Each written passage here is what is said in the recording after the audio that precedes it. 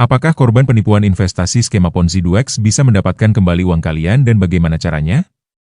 Pastikan kalian menontonnya hingga selesai, agar mendapatkan pemahaman yang sistematis, serta tidak terjebak dalam platform dan modus penipuan lainnya.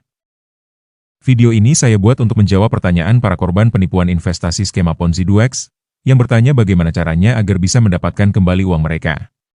Agar tidak dijawab satu persatu, jadi saya buatkan video ini. Pertama, saya tidak punya kapasitas untuk melakukan itu. Tujuan saya hanya untuk mengedukasi agar tidak terjebak dalam investasi ilegal dan berbagai modus penipuan lainnya. Saya selalu sarankan untuk selalu teliti di awal sebelum memutuskan melakukan transaksi keuangan dalam bentuk apapun. Karena kalau sudah tertipu, tidak ada jaminan 100% untuk bisa dapatkan kembali uang kalian. Kedua, saran saya segera ambil tindakan. Dari kasus-kasus investasi skema Ponzi yang saya pelajari, setelah runtuh, si bandar Ponzi akan berusaha mengulur waktu agar para korban tidak mengambil tindakan hukum. Ini dilakukan untuk memastikan semua aset bisa diamankannya, dan menghilangkan jejak penipuannya.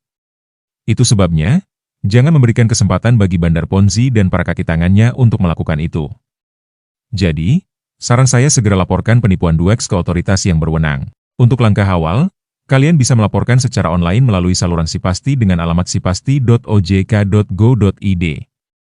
Ini merupakan saluran dari Satuan Tugas Pemberantasan Aktivitas Keuangan Ilegal atau Satgas Pasti, yang dibuat khusus untuk menerima laporan masyarakat tentang aktivitas dan entitas keuangan ilegal.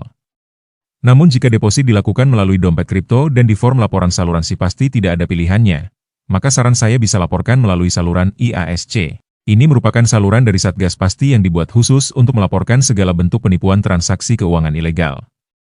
Alamatnya, iasc.ojk.go.id. Kalian juga bisa menghubungi layanan konsumen OJK di nomor 157, di hari dan jam kerja. Setelah laporkan secara online, saran saya laporkan juga secara offline ke Satuan Cyber Polda.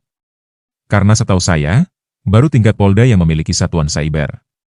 Akan lebih bagus lagi jika kalian bisa melakukan dengar pendapat dengan perwakilan OJK di provinsi kalian.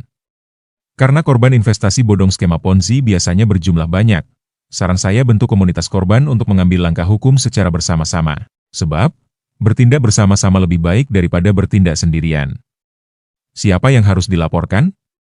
Pada dasarnya yang harus bertanggung jawab adalah si bandar Ponzi yang merupakan dalang penipuan. Namun, kemungkinan besar berasal dan berdomisili di luar negeri. Oleh karena itu, sangat susah untuk mengetahui identitasnya. Dan yang harus dipahami, sebuah skema Ponzi tidak pernah bisa menyebar luas dan merugikan banyak orang tanpa ada yang menyebarkannya. Jadi, saran saya laporkan mereka yang menjadi manajer, direktur, tim leader, atau apapun istilah yang digunakan dalam jaringan Ponzi 2X. Persoalan apakah mereka juga merupakan korban atau bukan, itu merupakan keputusan otoritas yang berwenang. Saya juga memperhatikan bahwa, para korban mulai ditawarkan untuk berinvestasi pada beberapa platform trading kripto lainnya seperti O33O atau Citadel, 133X, dan ZSYX. Saya bisa pastikan, ketiga platform tersebut juga merupakan penipuan skema Ponzi dan kemungkinan besar merupakan jaringan penipuan yang sama dengan 2X, PCX, 68EA, WAPEX, dan berbagai platform trading kripto lainnya. Ini sudah saya ulas di berbagai video.